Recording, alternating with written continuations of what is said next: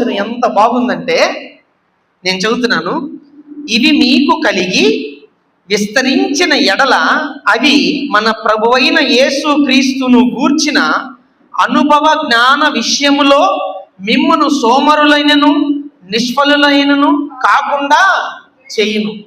ఏమి కలిగి ఉండాలంట? మొట్టమొదటిగా దేవుడిచ్చినటువంటి వాగ్దానాన్ని చేతబట్టుకొని ఆ వాగ్దానము వెనకాల ఉన్నటువంటి ఆ ఆజ్ఞను తెలుసుకొని అర్థం చేసుకొని ఆ ఆజ్ఞానుసారమైనటువంటి నడవడిక మన జీవితంలో ఉంటే, అలా ఉండేటటువంటి వాళ్ళమంట ఈ హేతువు చేత దేవుడు ఇది ఇచ్చాడు కదా, ఇందుకోసం ఇచ్చాడు. ఎందుకోసం ఇచ్చాడు అర్థమైందా? ఈ వాగ్దానాలు ఎందుకోసం ఇచ్చాడు అర్థమైంది కదా.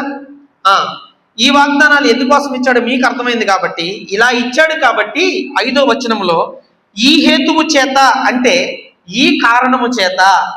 ఏ కారణం? ఇవి ఇచ్చిన కారణము చేత ఏమంటున్నాడండి ఇక్కడ, మీ మట్టుకు మీరు పూర్ణ జాగ్రత్త గలవారై. తీసుకున్నారు కదా, ఇవన్నీ తీసుకున్నారుగా వాగ్దానాలు. అవ్వాలంట మీ మట్టుకు మీరు జాగ్రత్త గలవారై మీ విశ్వాసమునందు సద్గుణమును, సద్గుణమునందు జ్ఞానమును, జ్ఞానమునందు ఆశా నిగ్రహమును, ఆశా నిగ్రహమునందు సహనమును, సహనమునందు భక్తిని, భక్తి యందు సహోదర ప్రేమను, సహోదర ప్రేమ యందు దయను అమర్చుకొనుడి. అర్థమైందా? అంటే ఈ యొక్క వాగ్దానం ఉంటే సరిపోదు, నడుస్తుంటే సరిపోదు. ఈ నడిచేటటువంటి ఈ ప్రయాణములో ఏముండాల? మొట్టమొదటిగా విశ్వాసం ఉండాల. దేవునికి స్తోత్రం, హల్లెలూయా. విశ్వాసం అంటే ఏంటిది?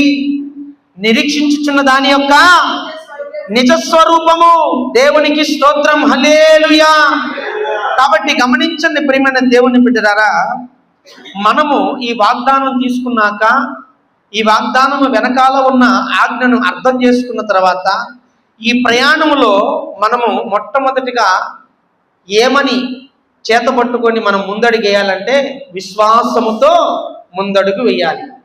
విశ్వాసముతో ముందడుగేస్తే ఏం జరిగిద్దంటే, లోకమును జయించిన విజయము ఏంటిదంట? మీ విశ్వాసమే. లోకమును జయించిన మీ విజయము విశ్వాసమే. ఇందాక నేను అన్నాను కదా, లోకములో ఉన్నటువంటి ఆ భ్రష్టత్వము నుంచి మనము తప్పించుకోవాలి అని అంటే లోకములో ఏముంది? భ్రష్టత్వం ఉంది. లోకములో ఏముంది? దురాశ ఉంది. దురాశను అనుసరించడం వలన లోకములో ఉన్న భ్రష్టత్వంలో మనం పడిపోతాము.